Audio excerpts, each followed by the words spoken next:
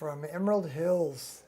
This is Emerald Hill Skies YouTube channel. My name is Doug. We're here on the outskirts of Louisville, Kentucky. We'd like to welcome you here tonight. We finally got another clear night, and it is a clear one. The moon's not even up yet, so it's nice and dark out there. Let's get right into it. Let's see, we've got our first object up, and it looks like we've just been able to do a solve there. So let's use deep sky image annotation to make sure. Sure enough, there's NGC 6400. NGC 6400 is on Stephen James O'Meara's what he called Hidden Treasures. Hidden Treasures. And he's published this book that we use, Hidden Treasures in the Deep Sky Companion series from Cambridge. And the way it works is that we go to the object, and in this case it's number 82. So at the top of his list, at the top of his book rather, he puts these black bars, and that's object 28.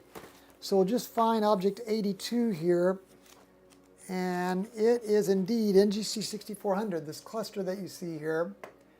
And just for the sake of context, we can look. There's your deep sky image annotation. So you can see that we are indeed pointing at NGC 6400. We'll zoom in on it a little bit and then get rid of that deep sky image annotation. So there's the cluster. Not a very tight open cluster. Let's look at our stellarium, you know, it's kind of our planetarium software. And in stellarium, it actually shows that this object is kind of behind that tree. So we must be like right on the border of what we can see. So we probably don't have long to look at it there. But there is NGC 6400. He says it's not a bright cluster. It caught his eye one night while he was attending the Texas Star Party. He used a pair of 6-inch binoculars. His heart fluttered. Boy, I tell you what, you gotta love open clusters to make this flutter your heart, don't you? You see who's over here. Tiffany, welcome. Good to have you here, Tiffany. We're doing well. You've got about half dozen so far there on the stream. And we're glad you're there, Tiffany.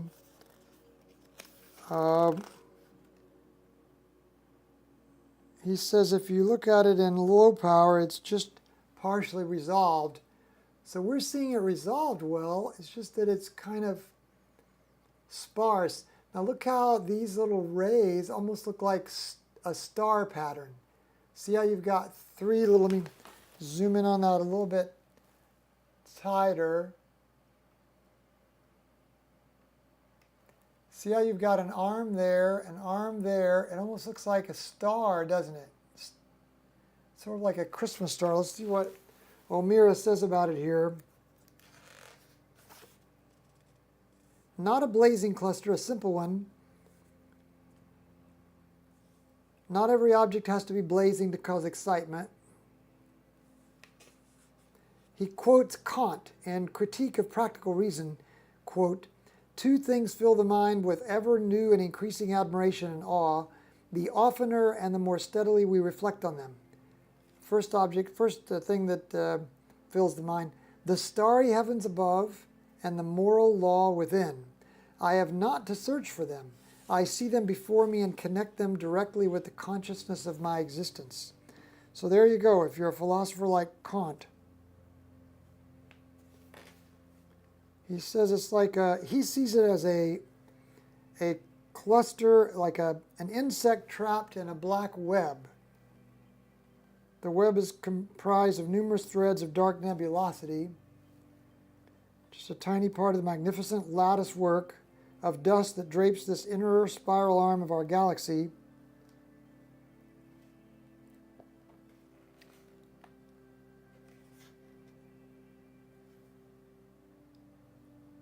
Talks about a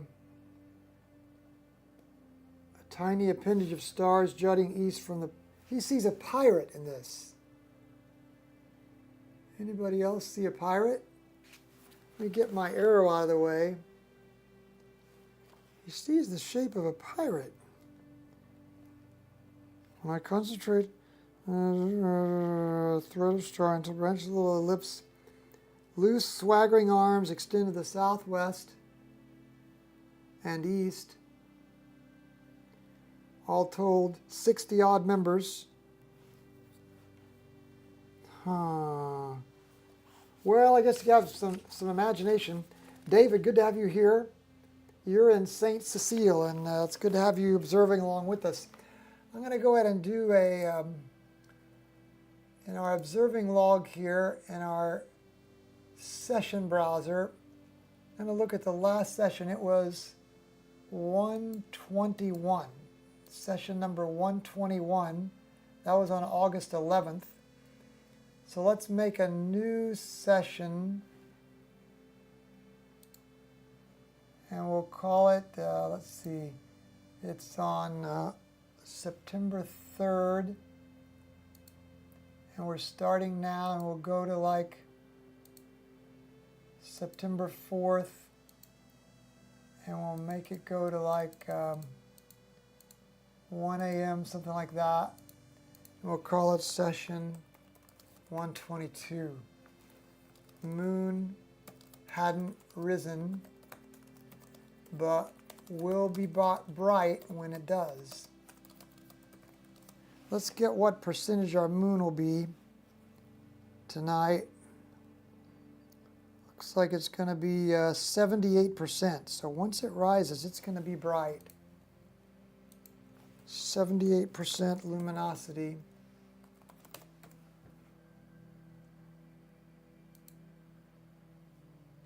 Okay, now let's do, we're on 6400. Add an observation. And let's choose our session, and let's say O'Meara saw a pirate in this shape. I'm not so sure we saw it. How about you guys? He had a fantastic imagination, Tiffany says. Scott Gridley, good to have you here. Happy that you're here, Scott. Didn't plan ahead enough, and dew is now too much at my house for any observing, so happy to be able to join you for some team astronomy. Awesome, Scott. We're wondering if anybody else sees a pirate. Well, now, if you cock your head sideways, maybe are these the legs? And these are the arms, and that's the plume of the hat. That's what I'm thinking. Maybe we saw it. 60 members, and O'Meara says it's about, there's no distance there. Maybe we don't know the distance. How about that?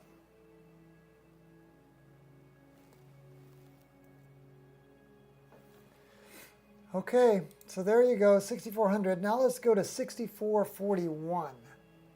Let's first back off. Make sure it's not in our screen here. Nope. Sounds like it's going to be fairly close, doesn't it?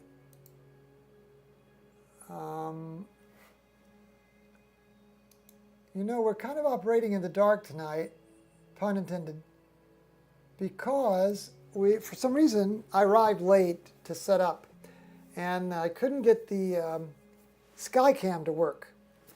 For some reason, we can't log on to the Skycam, so we're kind of operating in the dark. And to make things worse, I couldn't even get the scope cam to light up. So maybe I had unplugged those to do some maintenance or something. But right there is that globular cluster that is 6441. And it's object number 86 from O'Meara in his, again, his hidden treasure list. 6441. Look at that bright star right next to it. It's 38,000 light years away.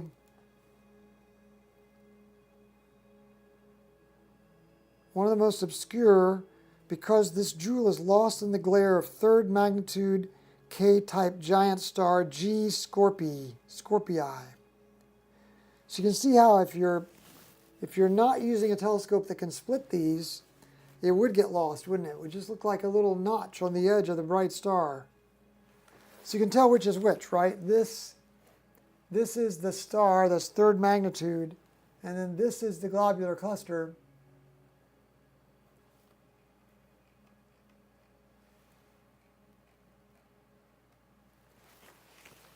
He says it was discovered in 1827 by James Dunlop. He says this part of the sky is particularly beautiful. So let's back off. Look at the whole sky there. I just think he's talking about how rich it is in, lots of stars. These are 3-second exposures. We're at a gain of 400 with an ASI2600MC Pro. And remember, we're using this RASA. It's an 11-inch RASA, and it's out there in the Observatory Pier-Tech Tele-Station 2 by Pier-Tech. And it's sitting on top of a Pier-Tech Adjustable-Height pier. And with our ZWO ASI2600 camera, we're seeing this view of this night sky with just a 3-second exposure. And these are not being stacked. These are just literally a 3-second time exposure, and then we drop that one and go to the next one. So this is no stacking being done.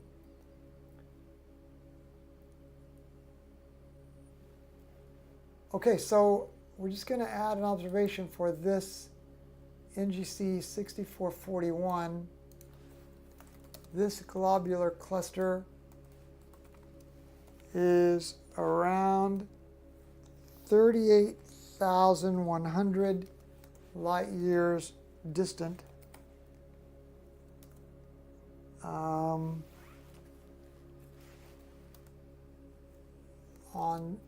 In smaller scopes, it is lost in the glare of this third magnitude neighbor.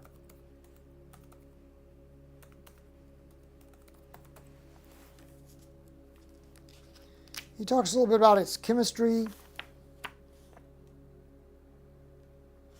Man, he talks about pirates again. We're kind of on a pirate kick.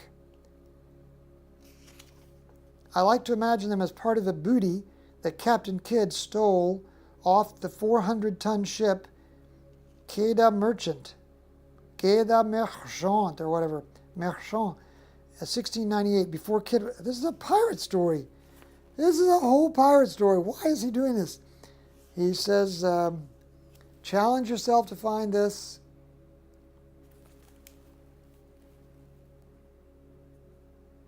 He says there's a 10th magnitude star, and I bet that's this one. 10th magnitude star. It's just real close. That looks dimmer than 10th magnitude though, but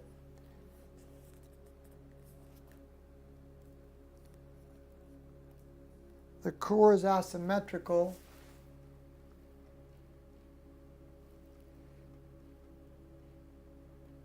Getting quite a bit of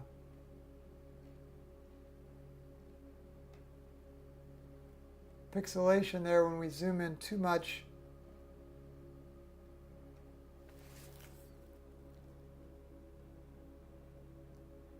Weaker arms that are radiating from it.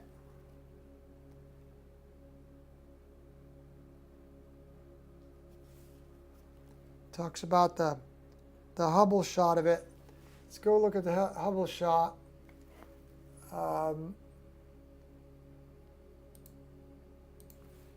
Hubble NGC 6441 stellar snowflakes. Oh, wow. Okay, I will admit that's a little better than our shot. Wow. That's beautiful, isn't it?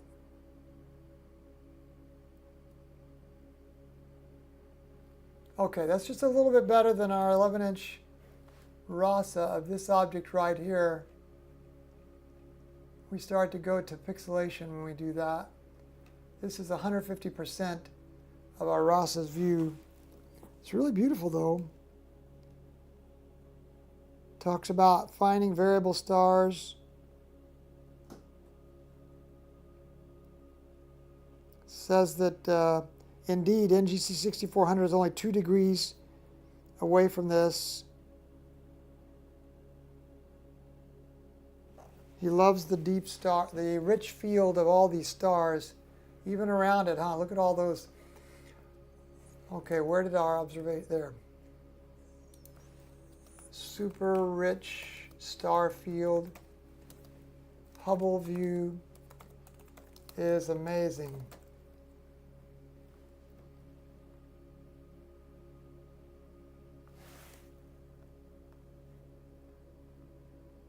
Trying to get it to show your last comment, Tiffany. YouTube has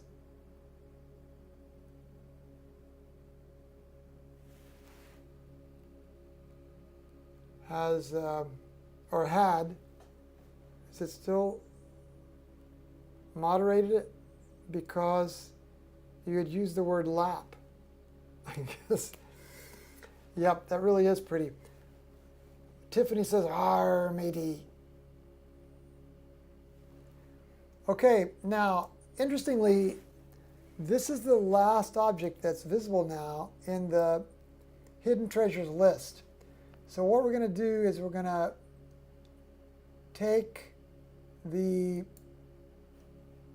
we're going to ignore whether or not we've observed them and ignore the horizon, and we're going to run them again. Okay, so there are 108 objects in his list. Now we're going to say, show me the ones we haven't observed, and run it again. We have 11 yet to go. A couple of them are at 4 degrees. One's at 7 degrees. Let's see if we can get this one that's 7 degrees.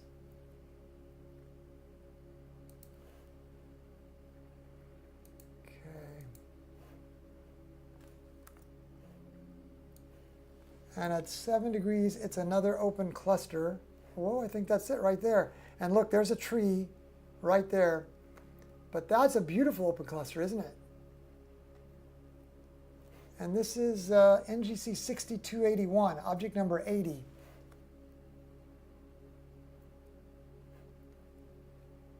That's actually pretty cool, isn't it? Object number 80. So we're observing something that's just 7 degrees above the horizon, 7 degrees even. 6281, object number 80.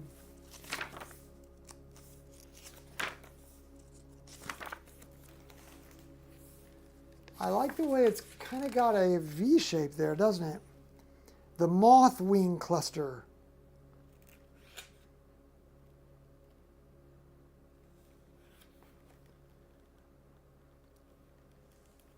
Dunlop discovered this one as well.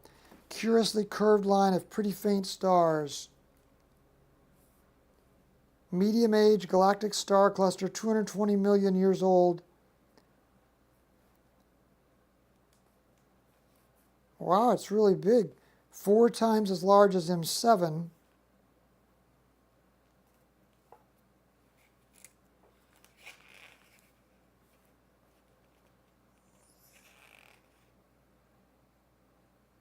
It's near a host of popular objects So he feels like it gets ignored.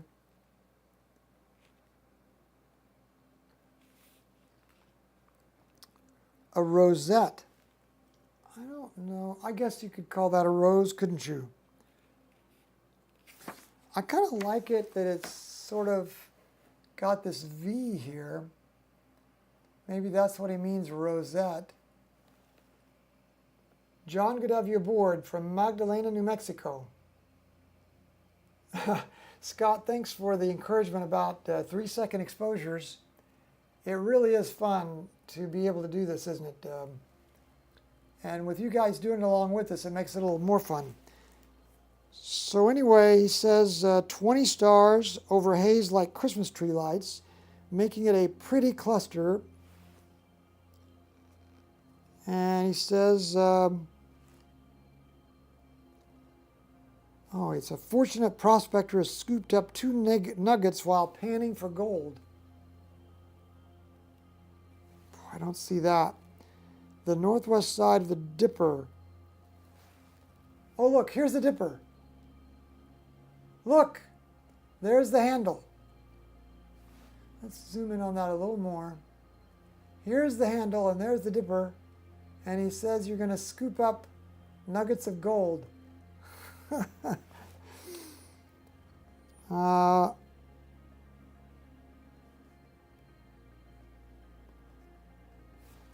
So there you have it. So we'll say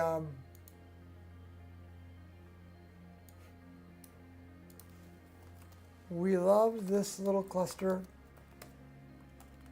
and saw O'Meara's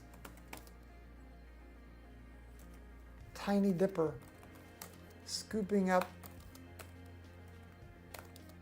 nuggets of gold. It looked like a letter V filled with 20 points of light.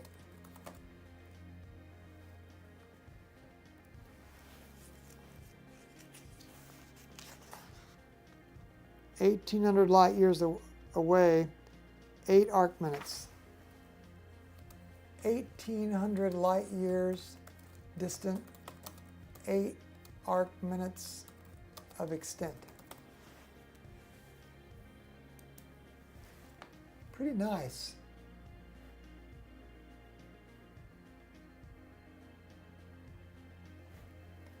Okay, we'll run this again. And there's nothing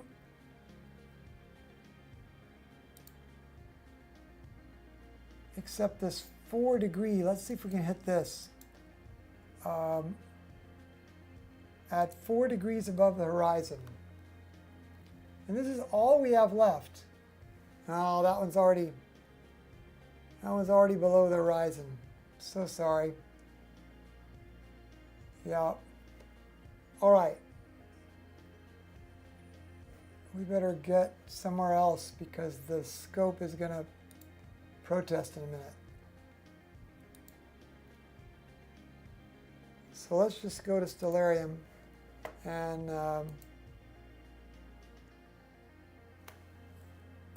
just go there.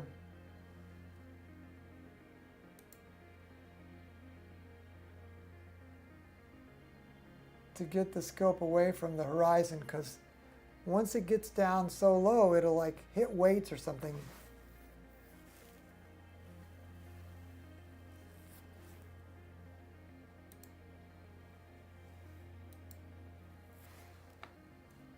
Boy, I don't like having no scope cam.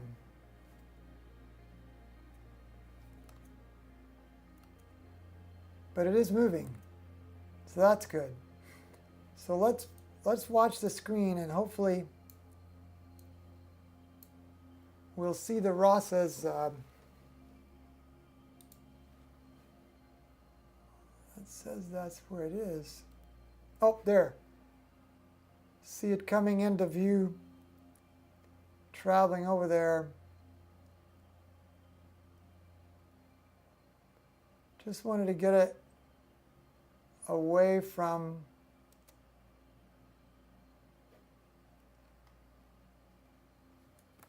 the horizon so it wouldn't bottom out. And there's the spiral cluster temporarily. Okay, let's find our next. We're done with hidden treasures for the night. We're done with secret deep for the night. So let's go to cosmic challenges. Well, let's just check the Herschel 400 and make sure there's nothing we can see in the Herschel 400. Nothing there. Let's take our altitude and ignore it and rerun. Nope, nothing there. Wow, we've only got 3 objects left on the 400 object Herschel 400 list. So we're making progress on these. It's the Herschel 400, the Secret Deep, the Cosmic Challenge. I think there's probably not going to be any left on the Caldwell list either, but let's check to be sure. Here's the Caldwell list. Oh, we might have some here. Let's go to localize and make sure it's, oh, and now, and rerun it. Oh, no. No Caldwell list objects left. So you guys have been great, very patient. We've made good progress on these. Secret Deep, we tried that. Hidden Treasures, Herschel 400.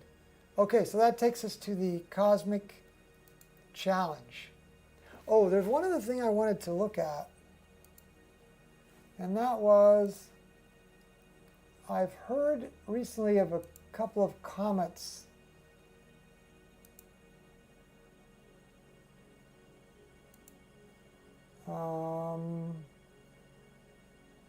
let's call it the Cosmic Challenge list just so it's there and ready to roll while we're at it here.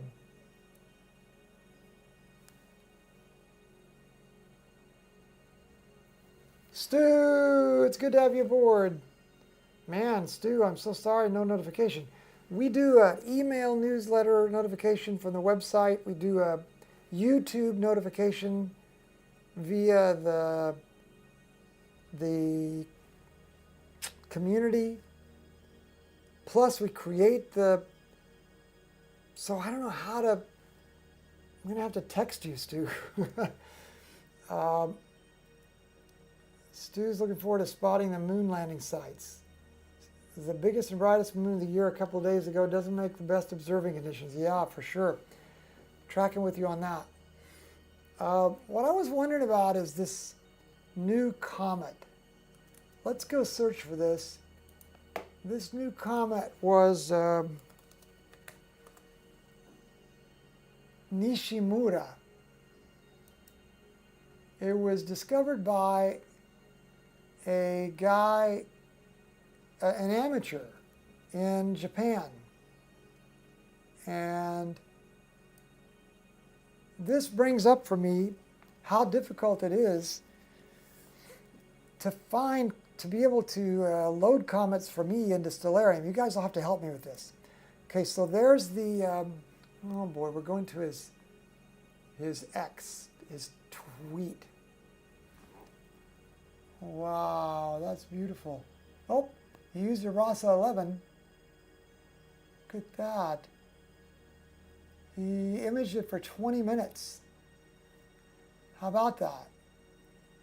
With a RASA 11. Fun. Okay, so let's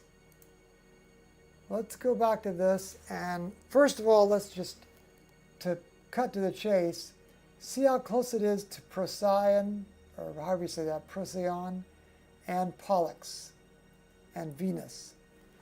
So let's just see that part of the sky. I'm going to back off here, and let's search for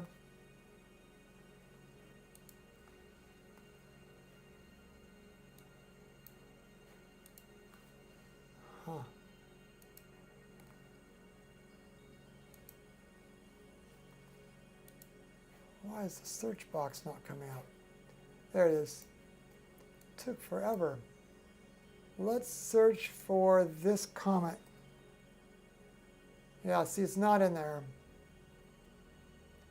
It's trying to look it up in Sinbad, which is not a pirate. It's like a lot of astronomy data. And it's not going to be in there, is it? So now this brings up the point of how hard it is for me to remember. Hello, Dennis. Glad you're here. You can maybe help us with something. To add a comet into Stellarium, I think you go to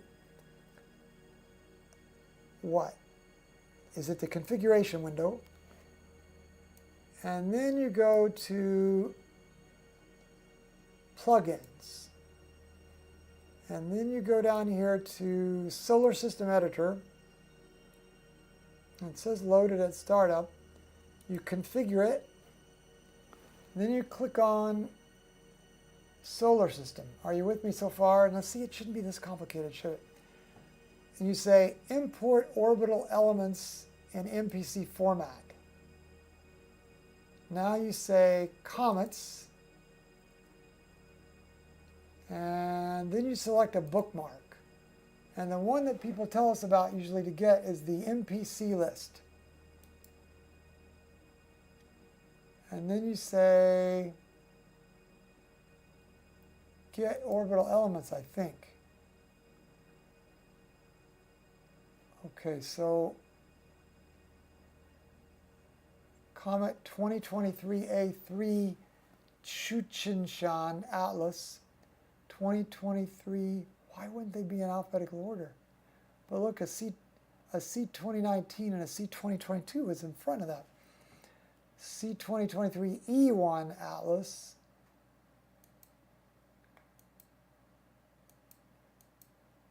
Huh. You'd think they just called it, let's see, we're going back to 2007 and 2009. You think they called it Nishimura? Now we're going up again. 2015. It's a lot of trouble, isn't it, guys? 2018. 2019. 2020. Vision. 2021. 2023.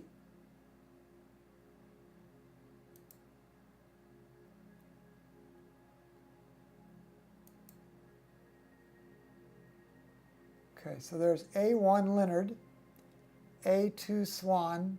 You remember how those letters work? For some reason, they use alphabetical designations, and they're done as the first half of a month. So all these Comet 2023A comets were discovered, remember, in the first half of January.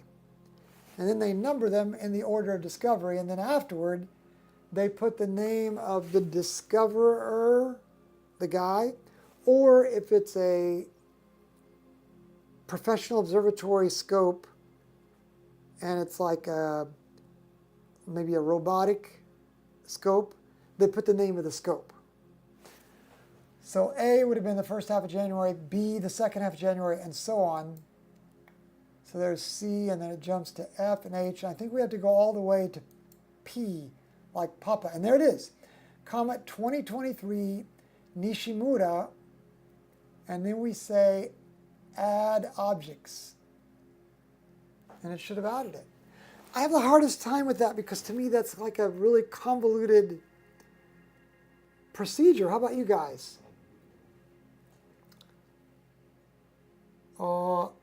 JM, thanks so very much for asking people to like and subscribe. It's very kind of you. Oh, and yes, good point, Stu. If it starts with a C there, that means that it's a non-periodic comet. Not in the periodic table. Ah, no, that's just kidding. Okay, now we should be able to close this and close that. And here I want to save settings. Otherwise, see, I don't think it remembers the comet unless you say save settings. But you don't want to save view necessarily. All right, now let's go Control S again. Why isn't Control S bringing up the search panel? I thought it was Control S. Am I crazy? Let's go down here. F3, but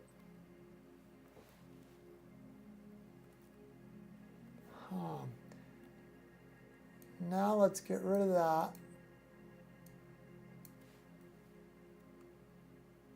And let's just put in Nishi.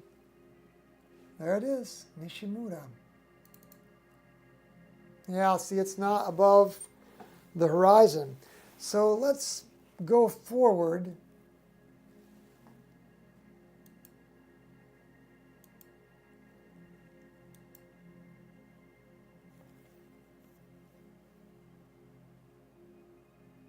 Boy, that's not good, is it?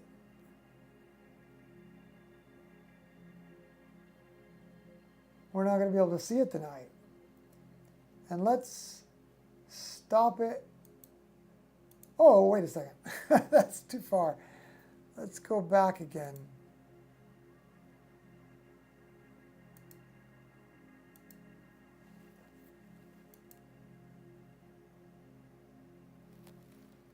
See, the middle of our screen is on Nishimura right here. So we're doing, I got a little bit too fast. This time I'm going to hit the stop button. It looks like it's going to become visible around 5 a.m. At least in Emerald Hill skies, latitude, longitude. Your mileage may vary. Yeah, 5 a.m. Right there. I hit stop and took it back. But it was 5 a.m. in the morning, and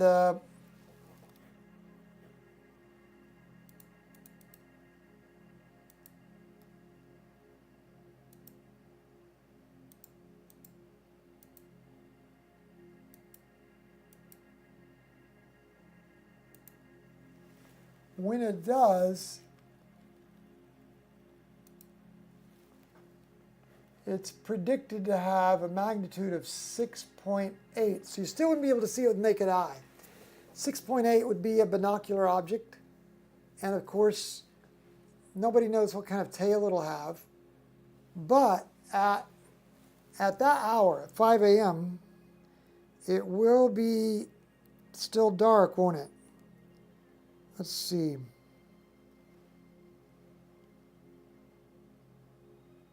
$5 a.m. Yeah, it doesn't, the sun rises at 7 a.m., 7:13 to be exact. Astronomical darkness stops at 5:42 a.m. So there you go. You could use Stellarium if you can figure out this convoluted comet loading procedure. You can search for Stellarium, download Stellarium on your computer, and then go back and replay the video, that convoluted procedure of downloading the comet into your copy of Stellarium, because it won't be there by default, and then search for it in your latitude and longitude. But let's say it's 5 a.m. You need to make sure you have an unfettered view of the east, because there's northeast and here's east. So it's east-northeast. And let's play it forward again until we get to, what do we say, 540, right there. So it rises up to an altitude of 10 degrees. Yeah, see here's 60 and there's 70. So for context, this is now 10 degrees above the horizon. It'll be about 10, almost 11 degrees above the horizon when astronomical darkness fades. Here's Venus, so you can use that to find it. it'll be between,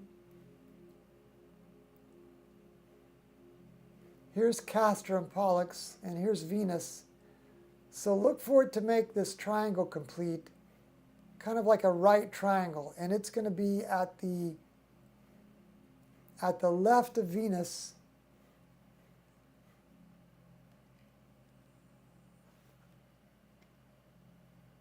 No really super bright stars nearby, but if you run the hypotenuse between the twin stars of Gemini and then go over and make a right triangle with Pollux, the closer one, there you go. Stu says, see you then.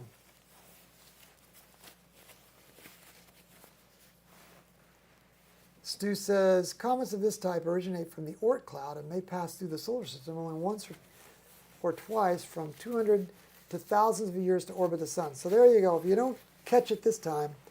The interesting thing, this comet was just discovered like literally last week. I mean, it's just been a couple of weeks ago that this was discovered by a guy with an amateur telescope. Can you believe it? And the reason why is because it's spun in from the Oort cloud. Like you're saying, it's not on the plane of the solar system, so it's not something that we've observed before. Stu's saying that they're predicting the brightest it will get is on the 17th of September. Okay, so can we look and see where, how do we do this? Let's go ahead and just run it forward.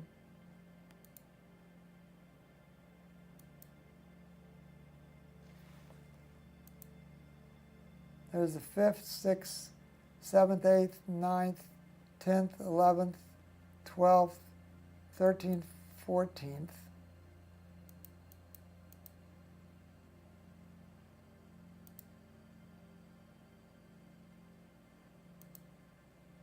'15th, 16th, 17th. And so now it's the 17th at 8 a.m. Wow. So we're going to lose it in our horizon. Look, there's the sun. Well, that's going to be up to you guys down there, Stu. You're going to have to look at it for us.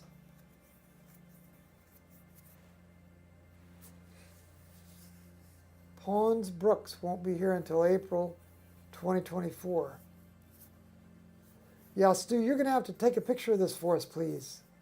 Because I think you'll probably see it in the southern hemisphere, but no, wait. It's going to be lost in the sun for any observer, right? It's just going to be too close to the sun at that point, isn't it, Stu? Bummer.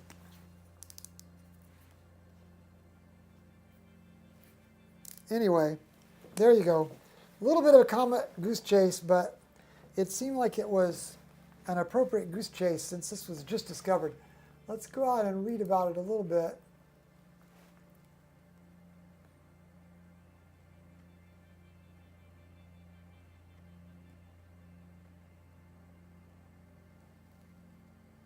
Hideo Nishimura of Gakegawa, Japan, was photographing the night sky on August 11th and 12th when he captured a new comet that now bears his name. It was hiding in the sun's glare before Nishimura picked it up in his images. It will continue to brighten as it closes in on the sun. Perihelion is September 17th. Will Comet Nishimura get bright enough to see with the eye alone? That's always the question. It'll be at its brightest around mid-September when it's close to the sun and Earth. At that time, estimates suggest the comet might get bright enough to see without optical aid. But at that time, mid-September, we won't be able to see it because it'll be lost in the sun. So the last days of August, the first days of September are the best time. So you got to get up at 5 a.m. And here's a bit of a representation of it, showing how it comes in out of our the plane of our solar system.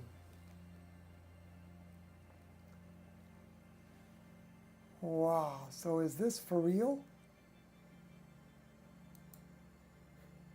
Hi, I'm Kelly with RASA. Yeah. There's a new comet you might be able to see if Can I make this big? Will it show up? The comet was hiding in the sun's glare, but astronomer ZWO ASI2600MC Oh, this might become copyrighted, so I think I'll stop it. discovered it on August 11th. So there's the path. I'm at earthsky.org, by the way. How bright will it get? Estimates are that it might get to a magnitude of 2 or 3. There are some maps, or you can just go through that convoluted thing that I did with Stellarium. And then by mid-October, it'll be dimmer, and that's the last time we'll see it in our generation. I think what's cool about this is that it was discovered by an amateur, for one thing, because you have all these now robotic scopes that try to discover comets, and they didn't, for whatever reason. It shows that as an amateur, you can still do science. It's kind of fun, isn't it? So there you go.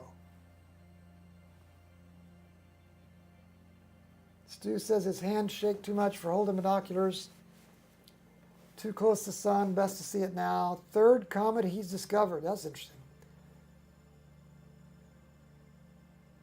Back in late April for northern viewers. Well, that's good. It'll just be so dim then, right, Scott? All right. With that, let's head on over to the Cosmic Challenge list. And let's spend the rest of our time tonight on the Cosmic Challenge. I'm still getting used to this. Phil Harrington's book, Cosmic Challenge. Cosmic Challenge. And I guess the reason I'm getting used to it is because it's written in a different way than the Steve O'Meara books are written. They essentially track through an existing list of deep sky objects like Herschel 400 or the Messier list, the Caldwell list, right? Or lists that he's made up of objects that aren't on those, like Hidden Treasures or Secret Deep. So 5 books in his series, and we've gone through all that we can go through now in this season, and you can see we're down to the last 8 or 10 of each of those lists. So we're making progress, and we'll have to wait till the Earth swings around the sun to a different part of the sky to be able to pick up the rest. So we'll keep watching those lists, and we're down to the last 8 or 10. We'll finish those off as soon as we can. So now we're into this Cosmic Challenge book, and to refresh your memories, this is supposed to be the ultimate observing list for astronomers by Phil Harrington. And he is the adjunct professor at Dowling College and Suffolk County Community College in New York. He teaches courses in stellar and planetary astronomy. And basically what he's doing is he's creating a list that'll let you look at naked eye challenges, binocular challenges, small scope challenges, that is like 3 to 5 inch telescopes, large scope challenges, 10 to 14 inch telescopes, and then monster scope challenges, 15 inch and larger. Now, because we're using electronically assisted astronomy, I think we'll be able to see some of the objects that he's reserved for the monster list, because we're stacking frames and we're seeing more than the typical 11 inch would see because we're able to stack frames. So I'm still getting used to this list. But what I did is I typed all of this manually into Deep Sky Planner 8. There was no copy of it. And by the way, then, as a good citizen, I tried to be a good citizen. I submitted it to Phyllis and let her put it in the catalog so others can have access to this now as well. So let's go to our observed and say, now see if I say no, don't show us anything that we've already observed, then anything that he's listed in here that's on the Messier list, almost all the Caldwell list, because we're down to the last, what did we see? I forget, 8 of the Caldwell list.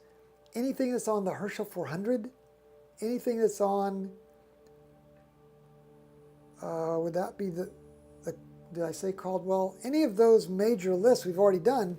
So if I say, don't show us those, then we won't look at them again, but it'll also probably take a lot of his numbers out.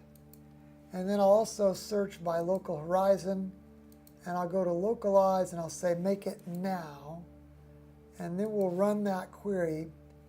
And we have 139 objects out of the 325 that we can still observe.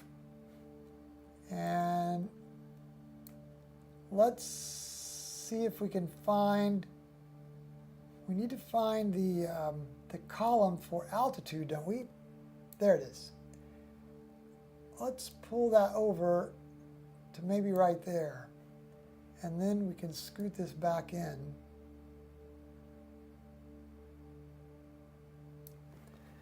And let's sort it by altitude. Oh yeah, lots. And see, in this column, I hope you can read that small print. Probably not. It shows what kind it is. So here's a diffuse nebula. Now, because we've got them all typed in here, we don't know which class of object they were, whether they were naked eye or binocular, small telescope, medium scope, or monster scope, large scope or monster scope. We don't know which it was. So let's just go to DWB. What is DWB? Diffuse, whatever. I don't know what DWB stands for. But let's slew to that. DWB 111. And it's supposed to be at 83 degrees up in Cygnus. Papa Tech, welcome.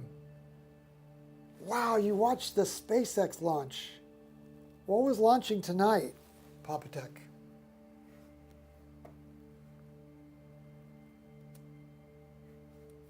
Okay, so let's see if, why is Control S not working? You know what, I bet,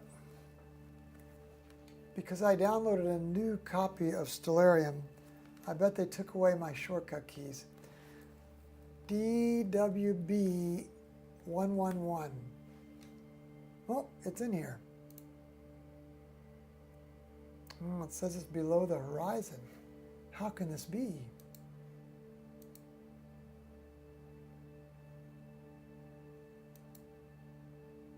That doesn't make sense, does it?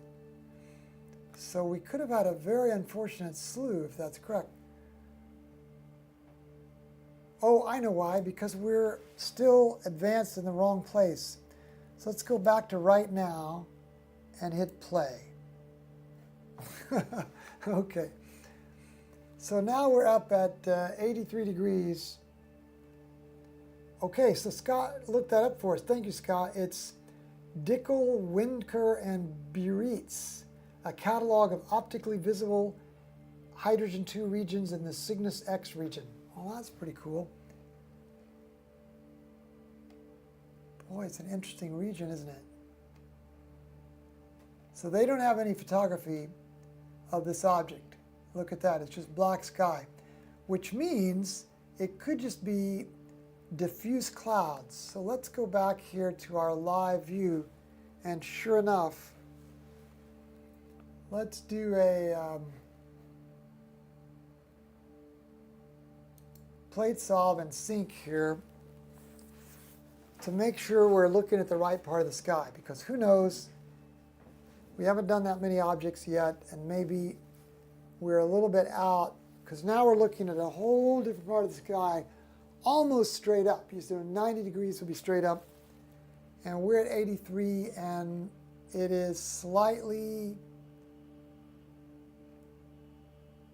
toward the east of north. So this is going to hit the meridian soon. So let's be quick about this. We adjusted around 1 1/4 degrees. but there's still nothing visible there, is there?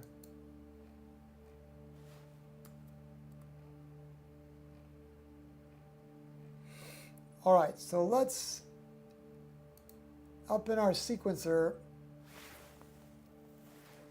next target without plate solving, prep for imaging only. I think that's what it's called. And this is DWB111. And that starts all of our plate solving. So I have this set up, a little sequence set up so that if you're already looking at the object with your scope, already pointed toward the object, you can start this sequence, and that sets us on 20-second exposures at 100 gain. And so what we'll do up here is we'll do this display histogram, stretch. We'll also do this, oh, there it is, it's already showing up. We'll do a little bit of a color balance. I like it.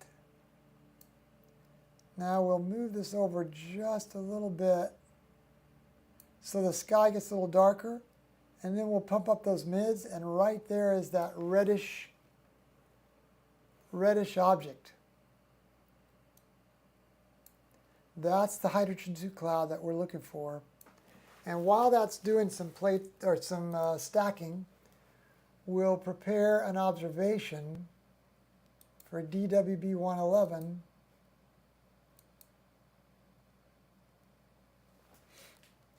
And we're just going to say, wow, this H2 cloud showed up in our first 20-second exposure,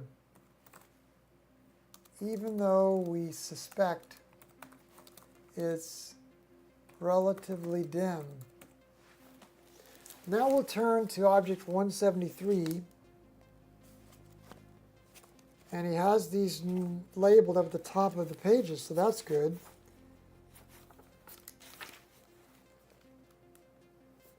But wait, 173, oh yeah, he labels it under a different name. He uses the name, I'm going to put my paper clip here on the page so it doesn't flip over. He uses the name from, this is called Cosmic Challenge. Harrington actually lists these together under the name SIMEIS, S-I-M-E-I-S, SIMEIS 57. So you're going to go down here in the title, and I'm just going to put that SIMEIS 57, and then in parentheses I'll put DWB 111 and DWB 119.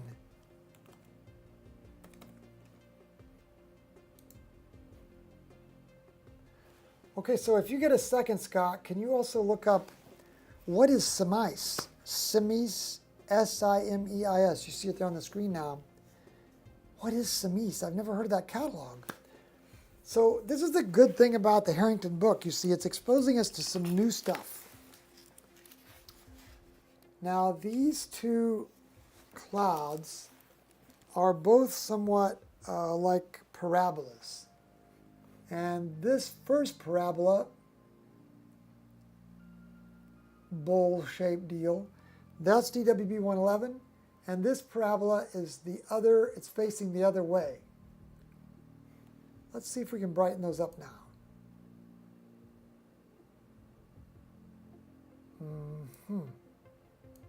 Maybe.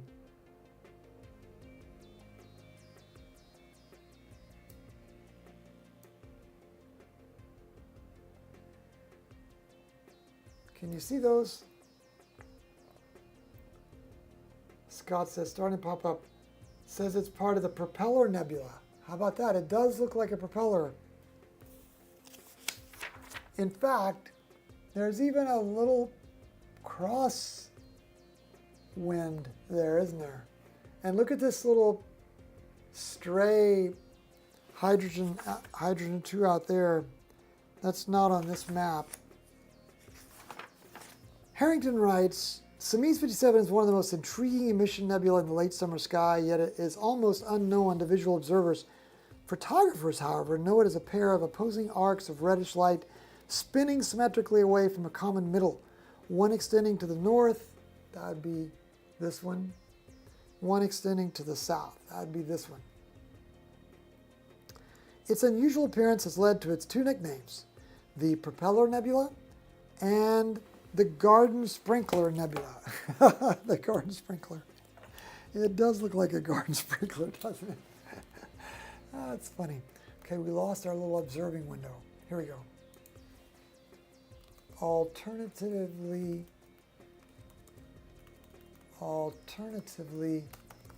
known as the Propeller Nebula and or the Garden Sprinkler Nebula. That's fun. Let's see. Discovered in the late 1950s. Wow, imagine that, gang. We're looking at a nebula that was just discovered 70 years ago. Before that, presumably, telescopes weren't good enough. Now, look at this. It was discovered at the Crimean Astrophysical Observatory in Semiz, Russia. Now, here's a question. If it's the Crimean Observatory, where is Semiz? So let's do a little bunny trail real quick.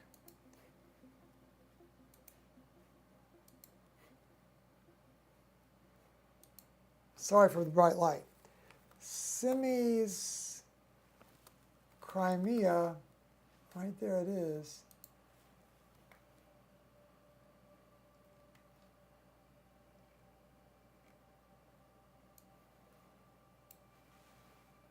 Right there it is. So for orientation, this is Sevastopol, which is on the tip of the peninsula. There's Simferopol, and there's Sevastopol. So Semiz is right here.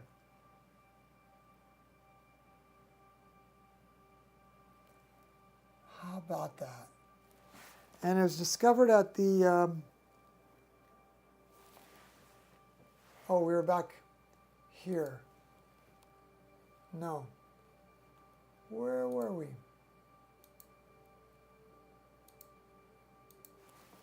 Was that in this book? Yeah, at Crimean Astrophysical Observatory.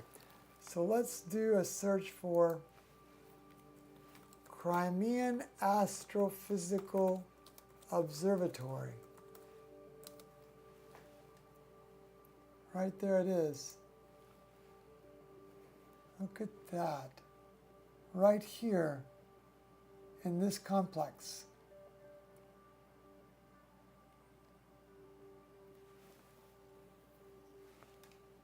Right on the Black Sea, and of course far enough away from Sevastopol that you don't get the lights. Pretty amazing, huh? By the way, thanks to those who have given different kinds of gifts. Some of those are Patreon, some of those are the gifts that you give in the super chats. Those just amounted and added up to, also in the Patreon also especially, those just added up to $186, and we sent that to a Ukrainian church that's feeding people during lunches that have become homeless because of the shelling on their home in the city of Kherson, Ukraine. And these are people who have lost loved ones in that shelling and are living out basically with no place to go. They feed them meals, give them a tent and a blanket, and take care of them. And so your gifts all went to that, just sent this week over to Ukraine. So thank you very much for the way you've chipped in those super chat gifts. You know, when you click the little super chat gift beside the YouTube channel, or if you go to Patreon, to the Emerald Hill Skies Patreon channel. Thank you very much for doing that. Okay, so this is a great view of the Propeller Nebula. Let's save an image of this exactly as seen.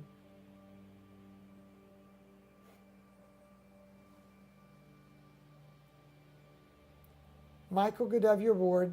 Yep, Hydrogen Alpha, exactly. Kevin, good to have you on from Southern California. Tiffany, thank you. You are now our official hostess with the mostest. Greeting, folks. Okay, so that's DWB 111 and 119. Let's go back. Side by side with DWB 119. And then what we'll do is we'll copy this. And for 119, we'll say pretty much the same thing, you see, except we'll change that last part. It's right with 111. Okay. And one more time for context, just to see where we are. We're almost directly straight up in the area near Satyr, that Cygnus, the swan.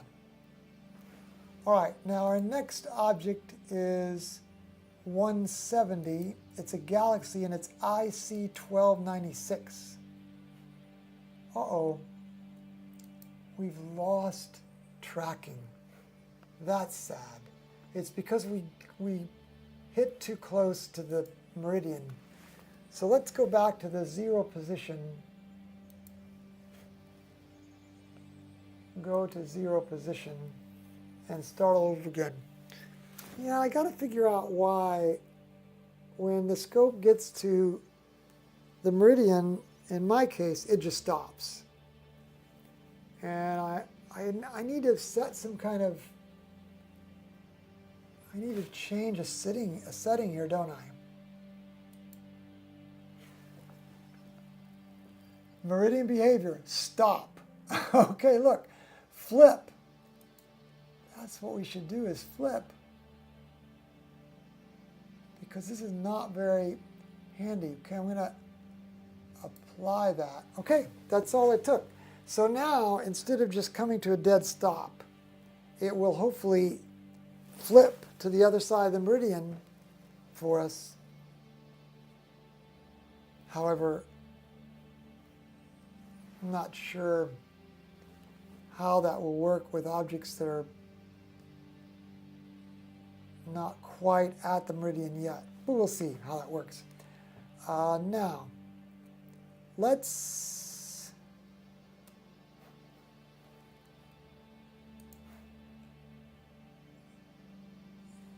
search for, I gotta use F3,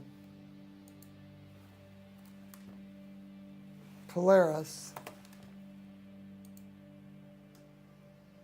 And you see that's where our RASA went. It made it back to Polaris. Now we can start tracking again.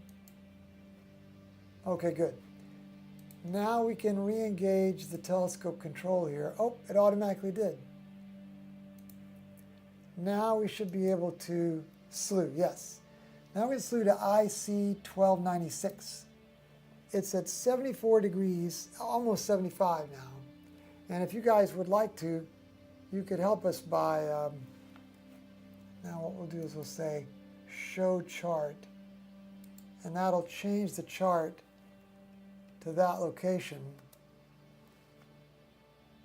See, there's the scope creeping into the field of view. And this red frame is the approximate field of view of our RASA telescope. So you can see we're very close to the Ring Nebula, but not the Ring Nebula. So let's see what we're viewing here. Oh, we should stop. We should stop our Boy, it's been so long. Let's just go next target. And this is IC1296.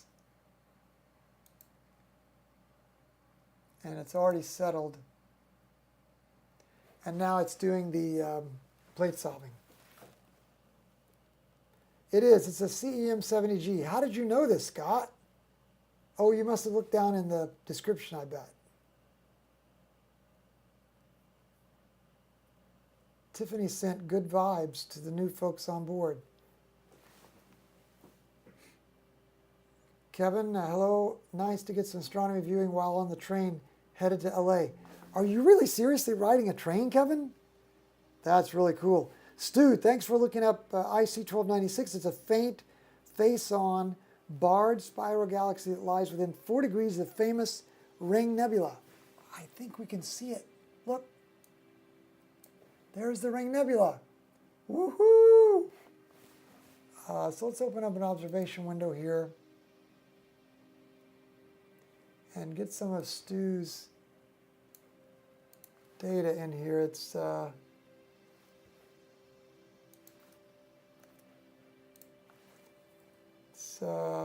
faint, face-on, barred, spiral. Kevin, that's just really super cool. That lies within 4 arc minutes of the famous Ring Nebula in Lyra. Thanks, Stu. Okay, now see how we have to clean this up. We have to start, might as well close that. We have to start with this. It's the display histogram stretch. And for some reason with our setup, I don't have the sequence set so that it properly resets it yet. And then we have to reset the live stacking, which we never actually stopped. And then we'll clear it. And it'll snap a new picture, right? Yeah. Because it still had some of the old data in there.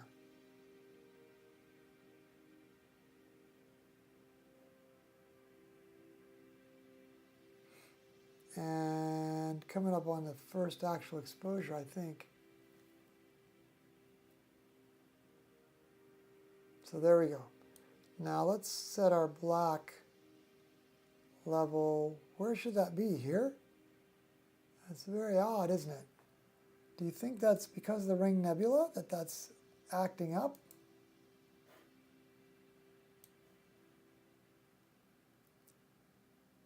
Seems very odd. Oh, let's do a new color balance. So I don't know about this light right here. What exactly is that? Could that be light from the Ring Nebula? Let's bring it all the way up to this crest and skip that light. Boy, that seems odd though, doesn't it? Let's actually include it after all. And then let's bring up our mids.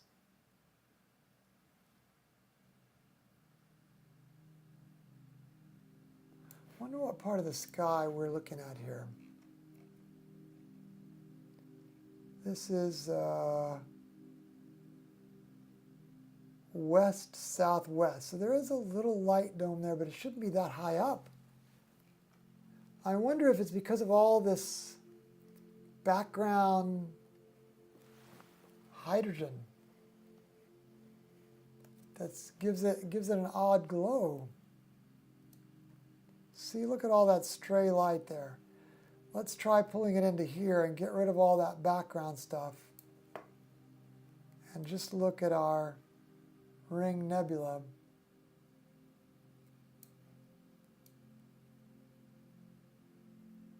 Because I have a hunch that all of these little crests here to the left, you guys are having trouble seeing that because of that title, aren't you? Let me take that title off for a second. See all this background radiation here?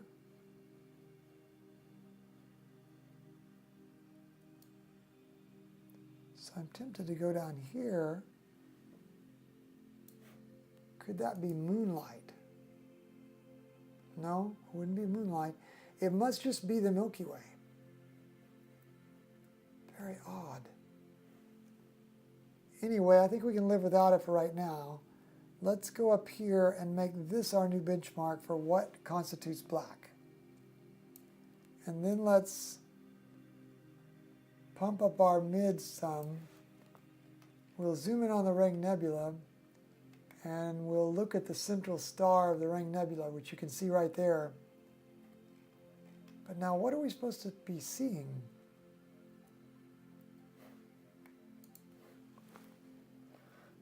Oh boy. IC1296. It's supposed to be another planetary nebula. No, it's a galaxy. IC1296. So let's look at our pattern here. See this star Sheliak? We want to go in the direction of Sheliak until we've gone, until we see these two stars. It's about halfway to those two stars. There are two stars here and two stars there. Let's go back to our live picture now. So there's Sheliak.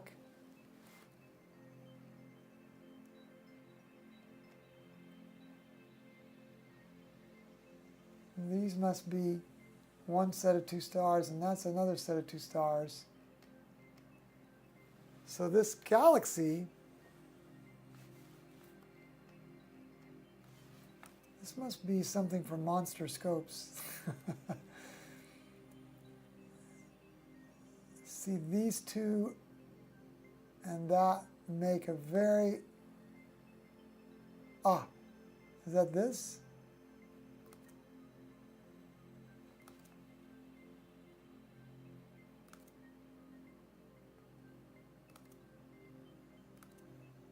See, those two and those two are those two and those two.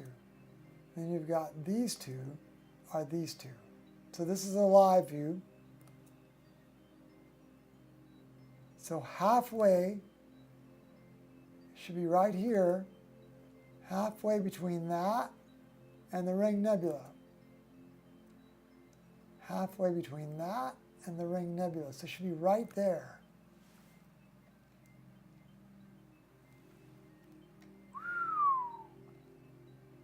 So that's the object. So to find that,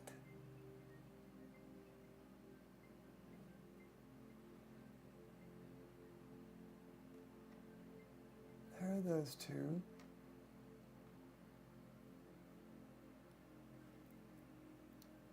We're going to find 4 stars that open up in a kind of dipper, and it's floating in the middle of the water in the dipper. So here are these 2 stars. Here are these 2.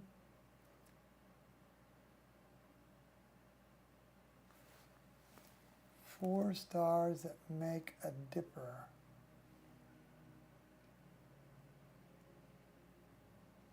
I've lost our dipper. Oh, here it is. So that's a kind of a double. That. And then that.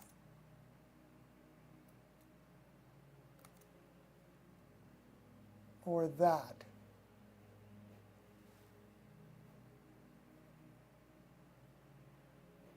I wonder if that's it right there. There's something fuzzy there, isn't there? Right there. Let's go to plate solve only.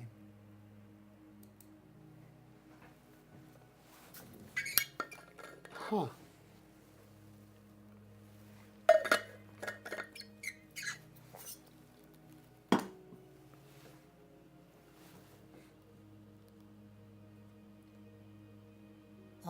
So Scott recognized that we were on an iOptron because you used the CEM25. So you recognized the commander panel. Stu says IC1296 is a faint face-on barred spiral galaxy that lies 4 degrees 4 arc minutes from the famous Ring Nebula. Stu says it's going to be hard to see and we'll need some stacking. It's 15.4 magnitude, approximately 1 by 0.5 arc minute. Might be really faint. Stu says was a supernova in this galaxy in 2013 that outshone the galaxy. It's 240 million light years away. Recommend 12 scopes or bigger on dark nights. Recommended for 12-inch scopes and bigger on dark nights. 240 million light years away. Most people say they only see the core through even large telescopes. Huge are required to see the arms, like 25-inch scopes, Stu says. I'm going to put that in parentheses. Stu is our source there. So,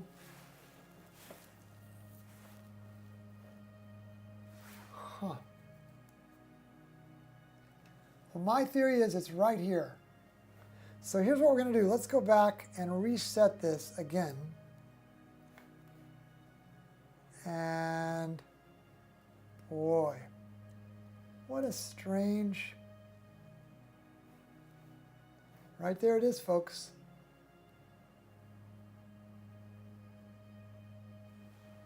Right there.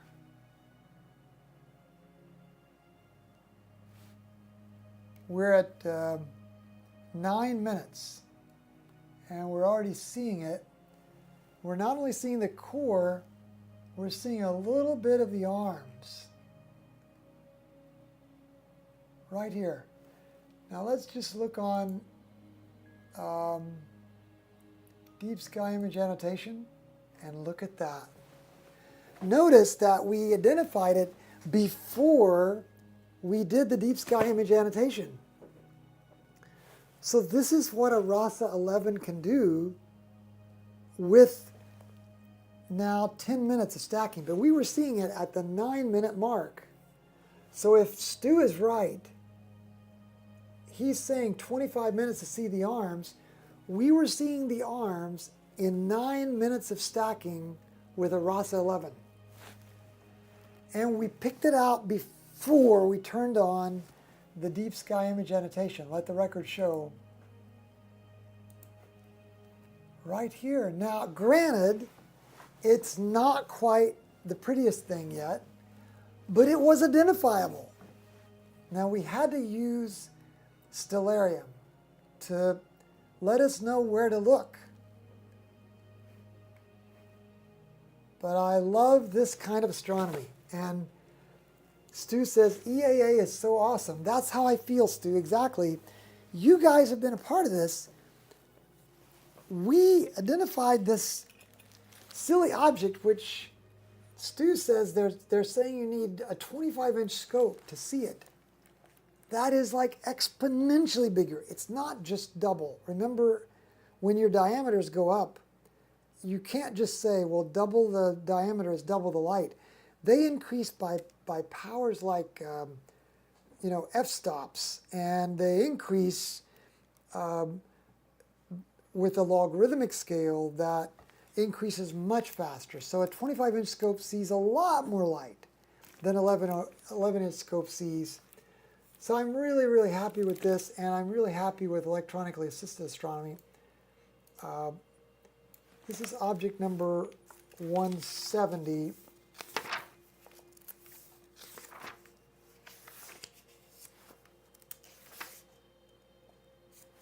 Sure enough, he lists it as a monster scope, and he really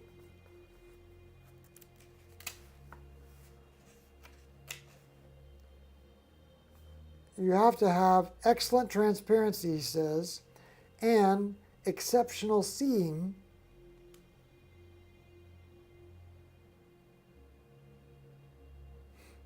he says the surface brightness is not 15th magnitude. The 15th magnitude is the addition of the whole disk. So he says they're unusually faint arms.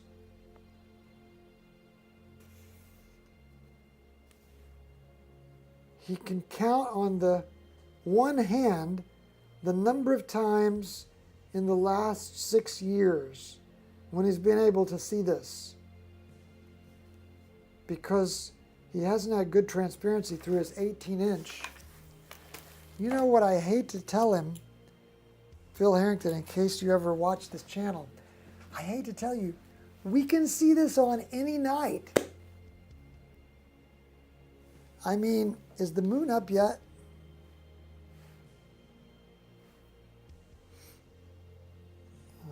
Let's see, Emerald Hills. The moon rises at 10:19. Yeah, the moon's been up for an hour. And it's at, the moon is at 85%. I tell you what, gang, I love EAA. Well, that's 13 minutes, and that's all we need. We were able to identify this before we turned on deep sky image annotation, but with deep sky image annotation with EAA, we are certain that that's what we're looking at. You know, there's no doubt to it. And Stu says, I'll admit I despaired and didn't think we'd see this one. Color me impressed. Scott says, so nice. Stu says, even on a night with a moon that's 78%, it is amazing. It's remarkable. And the fun part of it is, you can do this. I grant you it helps to have an 11-inch RASA, granted. But on a relative scale, you can do this with any scope of any size, just by getting a mount and by getting, you know, a camera and hooking it up to your telescope, and then using SharpCap or some other software like it to do this live stacking. You can do this with any scope. And then it's all relative what you can see. Obviously, if you have a 6-inch scope with live stacking, you'll see more than you could have if you had used a 3-inch scope, obviously. If you have an 8-inch, you'll see more than with a 6. And if you have an 11-inch, you'll see more than with an 8, and so on. But still, you can do this, you know, from home. Just whatever rig you want to put together. It doesn't matter if it's, I mean, you can even do it with an altazimuth mount. It doesn't have to be, you know, it doesn't have to be an expensive mount that's designed to follow the sky with one motor. It doesn't have to be that. It can be just an altazimuth mount if you want. Pretty fun. Fun that we could see this after just 9 minutes. See the arms after just 9 minutes. Even though this was classified as needing a monster scope, 18 inches and larger.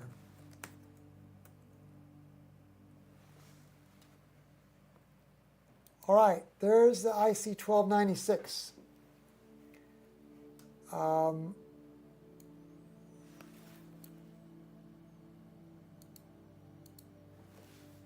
Let's go look at Campbell's hydrogen star.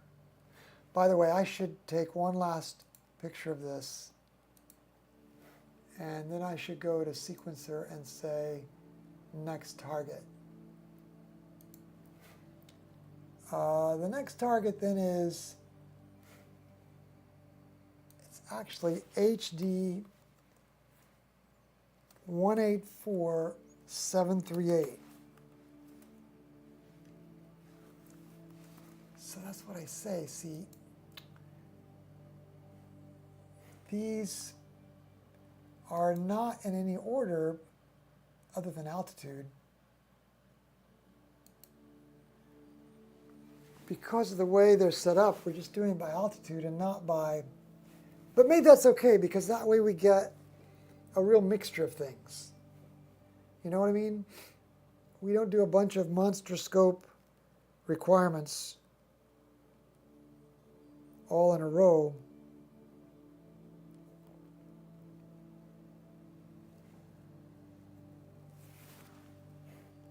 Looks like the mount has settled. I don't know that, well, it'll help to plate solve, won't it? Because then we'll know that we're on the right target. So we're going to look for HD 184-738 here.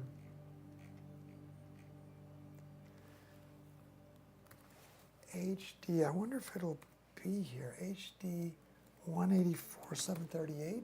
Yeah, it sure will. Go Stellarium. It's just a random star. But it's not just a random star. It's Campbell's star, whatever that means. What in the world is Campbell's star, Stu? HD 184-738 is object number 59. This is a small scope challenge. Campbell's star, like the soup. Surprisingly bright planetary nebula. Oh. So it's a planetary nebula. It's located just 2.5 degrees north of Albireo, but few people have ever seen it. The Herschels missed it, and it's missing from the NGC catalog. But Campbell spotted it, and thus the name Campbell's star. He spotted it in the Lick Observatory with the visual spectroscope. He could tell immediately from his spectrum that despite its star-like appearance, he was not seeing an ordinary star at all. It was an uncharted planetary nebula. It is more often labeled on charts as either PK64 plus 5.1 or Heavenlies 2-438.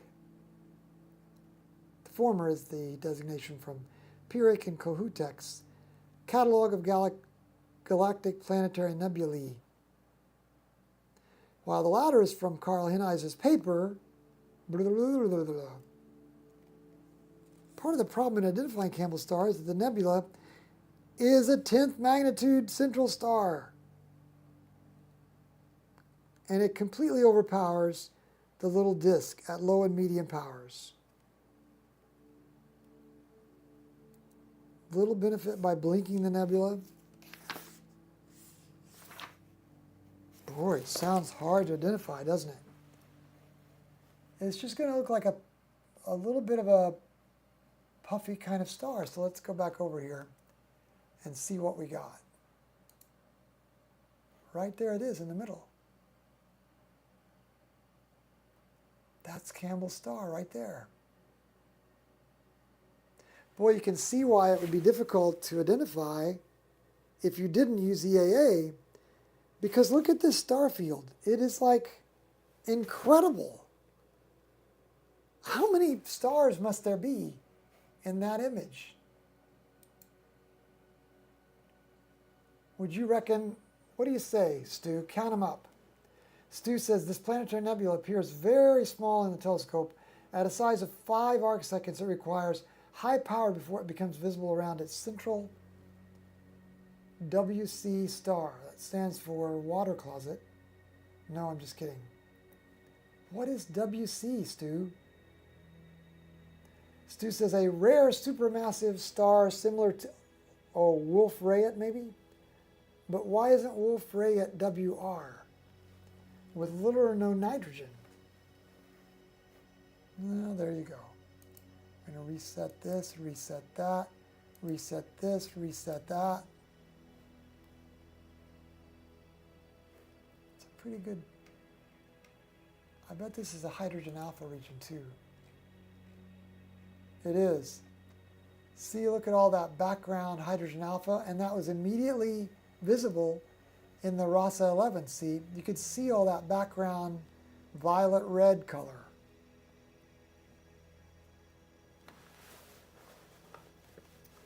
A Gugillion star, says JM.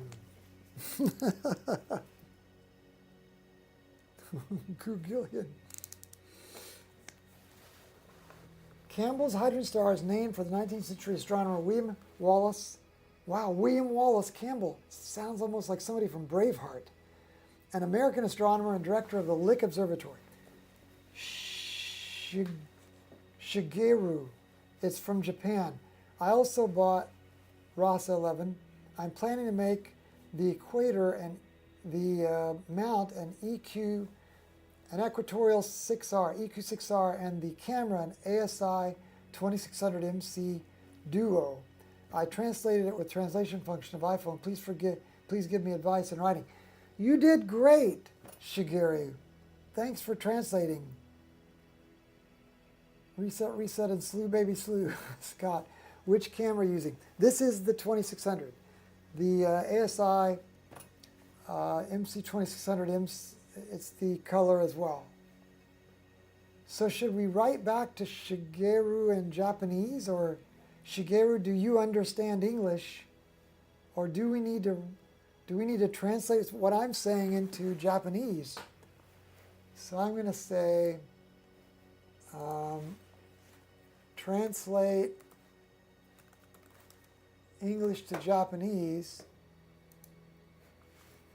We are running the, did it catch the we?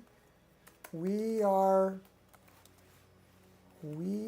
running the MC2600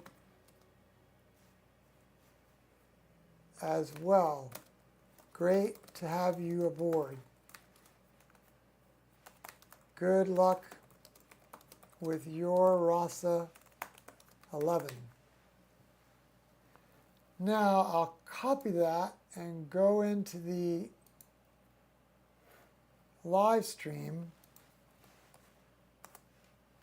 and there we go.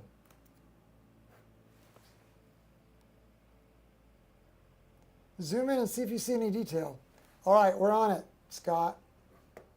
16,300 light years away.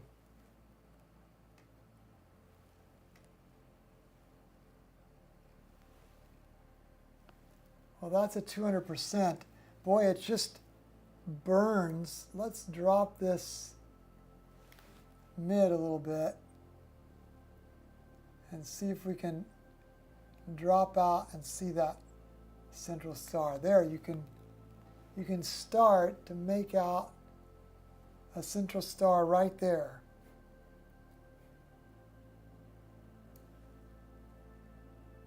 See how the central star is whiter right there. Now I'm going to go ahead and mosaic in so you can see the core now. Even though it's mosaic-y, can you tell that that outer shell of, evidently that's hydrogen, right? Oh my goodness, JM just pitched in $10. Woohoo! Bless you, JM.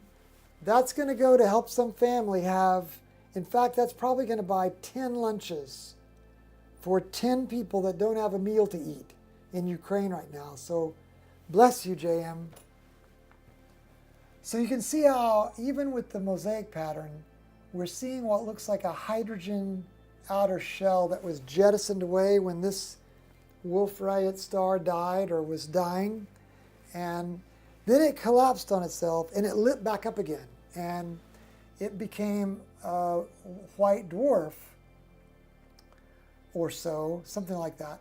And now the white central star is visible to us and the outer shell is visible as well. Is EAA not the greatest thing in the world? I mean, how could we hope to see this with our focal length of, what is it, 640? We should not be seeing this with a 640 focal length. 640 focal length lets us see like 1.5 degrees of the sky. And how we're seeing, did you say that was 5 arc seconds? I'm just gonna do an observation on this, and I don't have any words for this. It's so fun.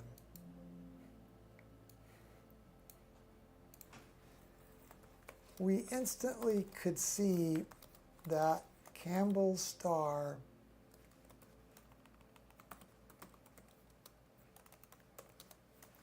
just looked different. The background H2 region was visible.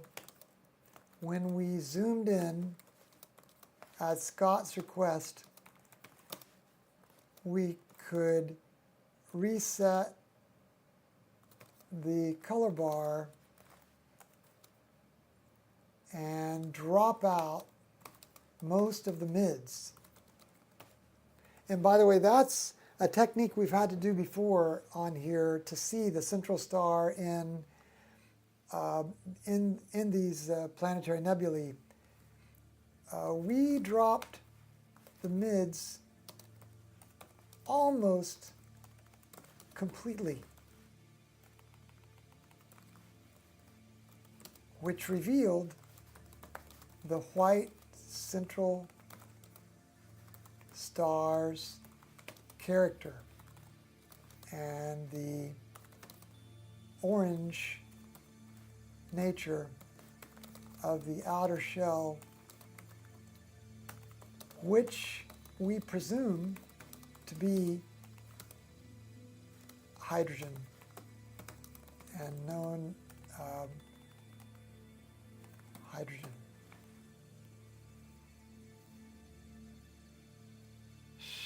Shigeru says, thank you, I'll do my best. Great. JM looks great on my 55-inch TV in the living room here. Wow. JM, you're on a 55-inch TV in the living room, and who was it that was on a train? Kevin. Kevin's on a train. You guys are wild. Scott, thanks for the viewing tonight. I've been debating whether to get a RASA 9.925 and a PHQ 130. Still a tough decision. Scott says, well, the 9.25 with Hyperstar. Yeah, that would be good. Stu, WC refers to the spectral type.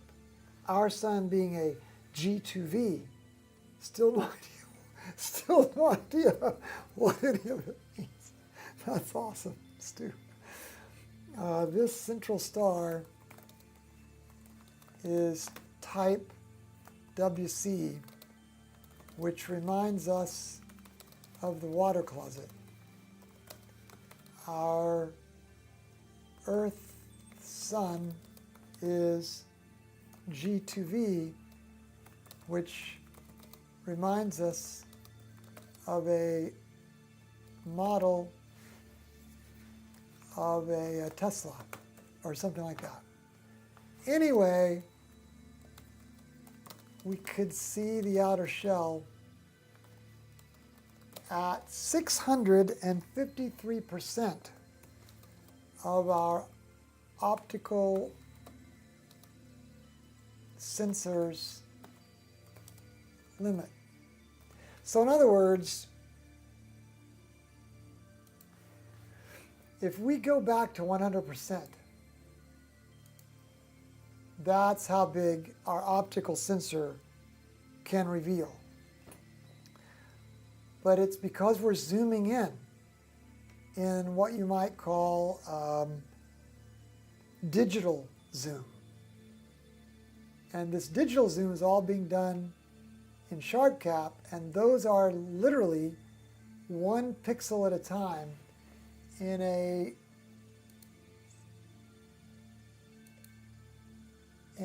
format that is 6,248 pixels by 4,176 pixels. So we're literally looking at something that is like this central star is 4 pixels wide. Electronically-assisted astronomy rocks. It's official. How do you say in Japanese? Electronically assisted astronomy. Is this going to translate? Rocks. How do you, does that translate?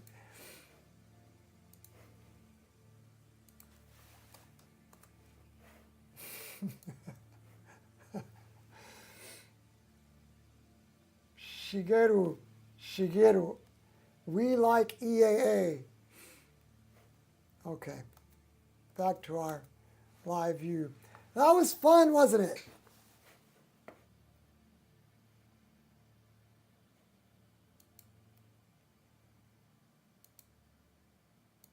I don't know why it didn't check that off. Maybe we had, oh, we ran. Okay, then we only have 13 minutes. The next object is Cygni, 61 Cygni.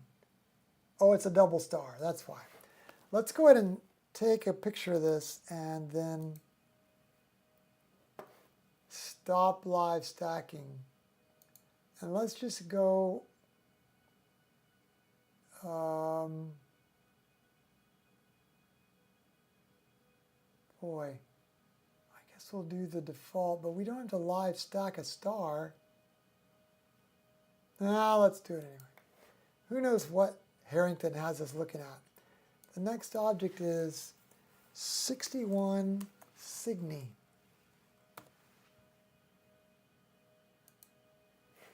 And now we slew to it.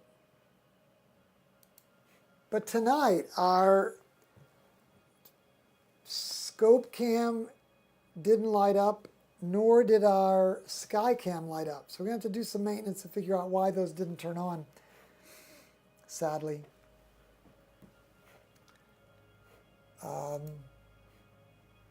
Let's go here and search for the 61 Cygni. Uh-oh. That's bad. Oh, there it is.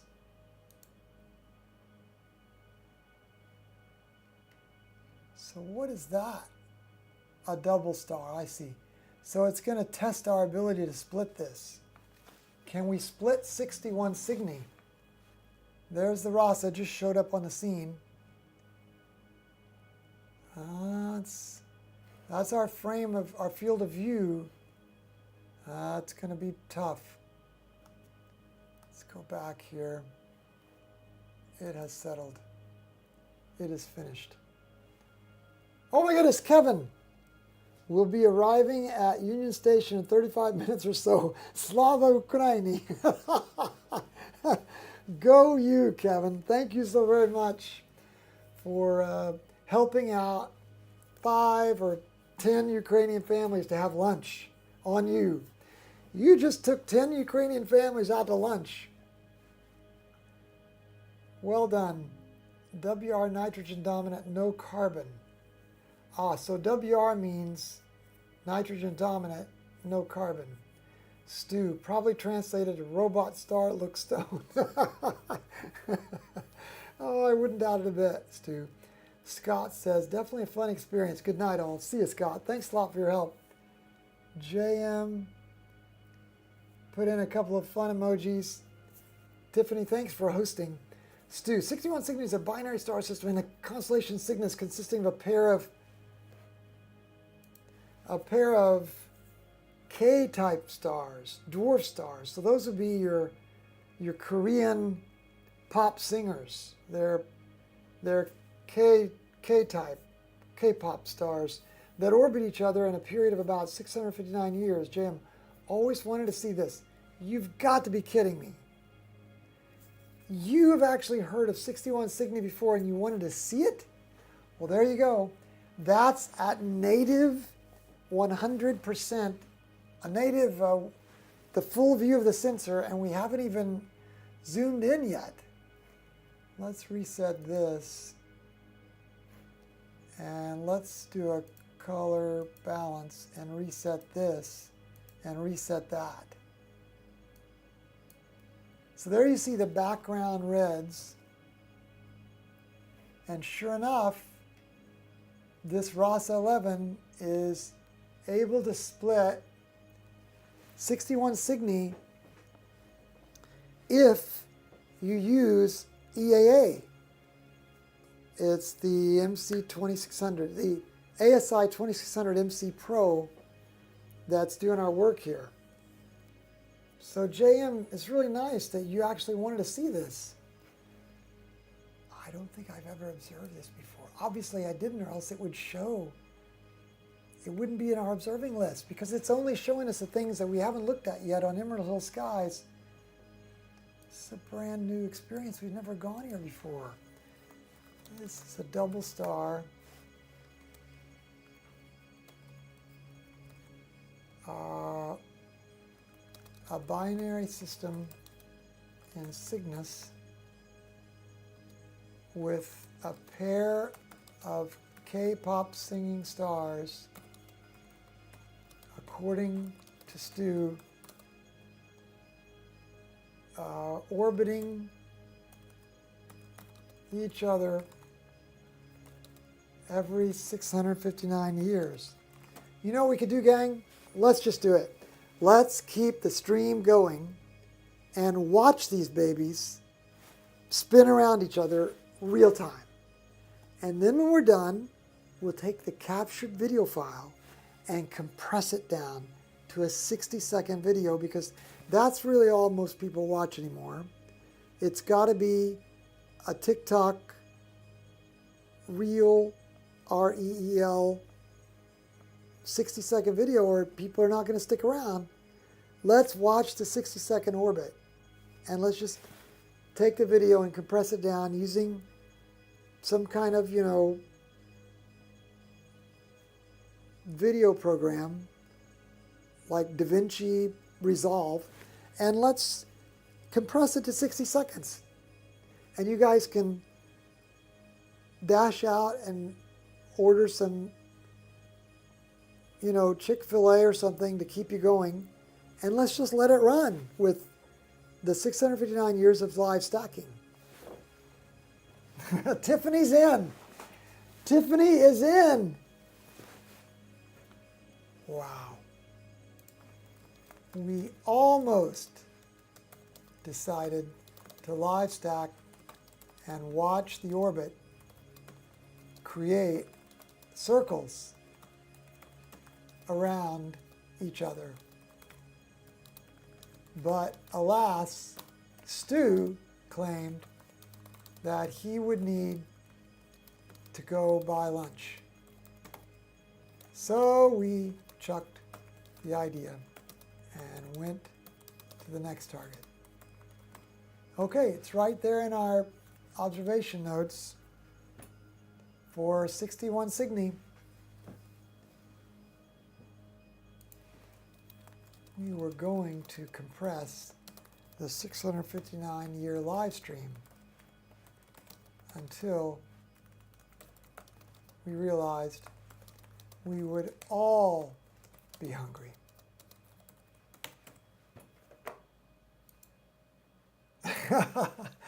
Me? Stu says. All right, it's 11:55. We have 5 minutes. Let's look at a diffuse nebula. Capturing a picture of 61 Cygni. You were right here with us the night that Emerald Hill Skies first saw 61 Cygni. You know what? You guys decide. Do you want IC5067, which is a diffuse nebula, or do you want Barnard 168, which is a dark nebula? Or do you want Stephan's Quintet galaxies? You can pick. Do you want, take your pick. Stu, $1 for fun. We only have 4 minutes left. Somebody decide. You want a dark nebula, a planetary nebula, a galaxy?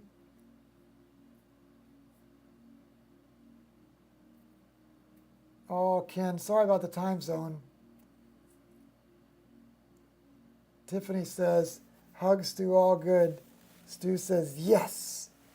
Okay, we're just going to go to the diffuse nebula. How about that? So we're going to slew to IC5067. JM, you're nice. Oh, Ken, sorry. We were already slewing to the diffuse nebula. But you can go watch, Ken. We just did a planetary nebula, and it was actually really fun. Surprise us, Doug, Tiff says. So we're going to IC. I always think this is a fun play on words. I see something you don't see, and it's 5067. IC5067.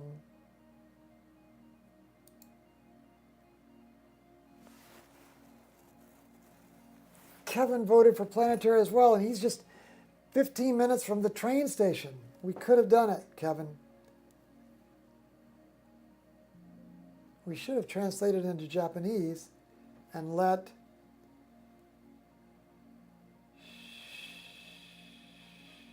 Shigeru decide. Okay.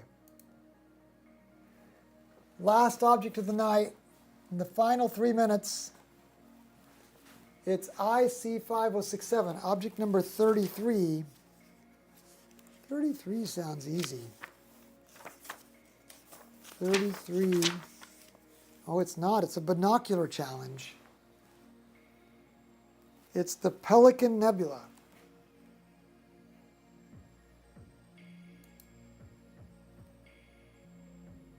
There's our final adjustment slew in the plate solve.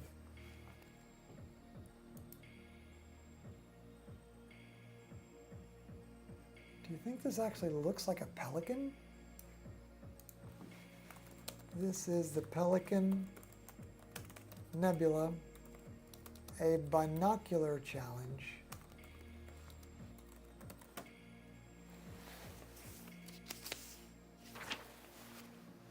The Pelican Nebula, also known as IC57 and I-5070 and IC5067,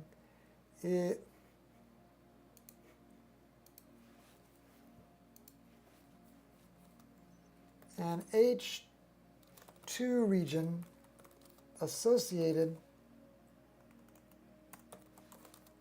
with the North American Nebula in Cygnus.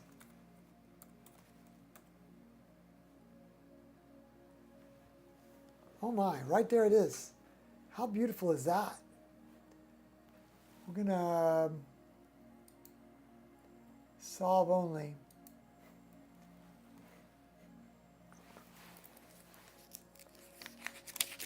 This says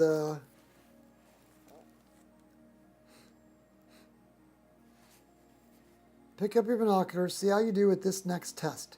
The North American Nebula is easy to see compared with spotting our next target, the Pelican Nebula. In reality, the Pelican and North American nebulae are both part of the same huge complex of glowing hydrogen gas, an opaque cloud of interstellar dust that slices in front of the background emission nebula gives the illusion they were looking at two different entities. That absorption cloud, it's cataloged separately as LINS 935 or LDN 935. Its listing in the catalog of dark nebulae compiled by the astronomer Beverly Lins, IC5070 and IC5067.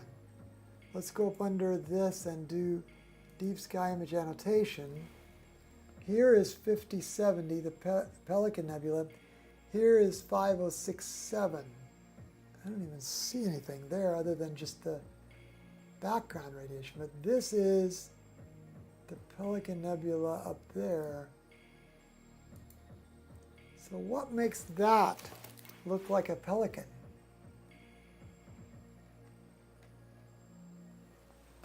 I am not seeing it. Anybody else seeing it?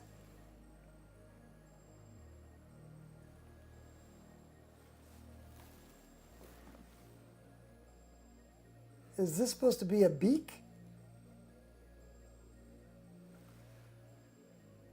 Isn't Cygnus a pelican or a stork in mythology? David, thank you for being here. Okay. We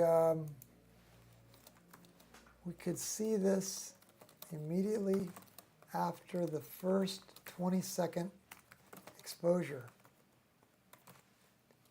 in full color. However, making out a shape of a pelican was a taller order.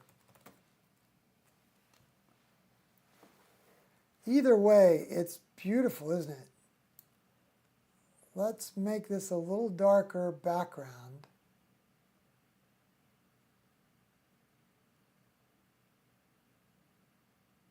Maybe something like that. And then dial up the reds. It's a little too much, isn't it?